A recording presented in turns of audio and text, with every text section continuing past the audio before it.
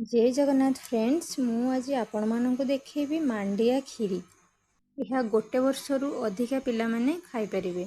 एथिरे कैल्शियम अच्छी, आयरन अच्छी, फाइबर अच्छी, विटामिन डी अच्छी। प्रथमे आमे गोटे ग्लास पानी नहीं जिबा गोटे सस्पेन रे, तापरे गोटे हाफ ग्लास पानी नेकी गोटे गिना रे 2 चम्मच मांडियार पाउडर देकी ताको पूरा भल भाबरे गोळे नेबा, जेमिति कि सेथिरे किछि बिंडा न रहियो। पूरा कंटिन्यूअसली भल भाबरे मु ताको गोळे देबी।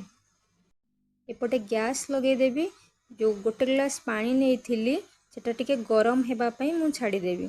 टिके गरम हे सारला परे तापरे मु गोळे की रखिथिबा मांडिया गुंड को एथिरे मु गोळे की भल भाबरे ताको फेंटी नेबी, जेमति सेथिरे भी किछि बिंडा न रहिबो। सेथिरे मु गोटे तेजपत्र देबी, 1 पिंच लूण ऐड करबी, तापरे गोटे ग्लास क्षीर ऐड करी, तापरे गोटे चामच जगरी पाउडर बा गुड़ ऐड करी आउ ताकू कंटिन्यूअसली गोळे देबी।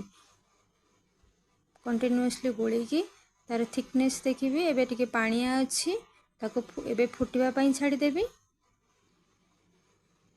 से पूरा भल भाबरे फुटी जिवो। गैस को मु सिम कर देबी आउ ताकू 10 मिनट पई फुटिबा पई छाडी देबी। एबे मोर रेडी हो जाइछि मांडिया खीरी।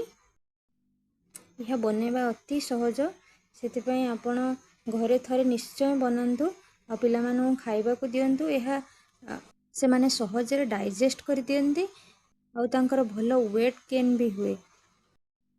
सप्ताह को आपण माने 2-3 थर निश्चय दियंतु, देखिबे पिला मानकर वेट केमिति गेन होछि। Thank you.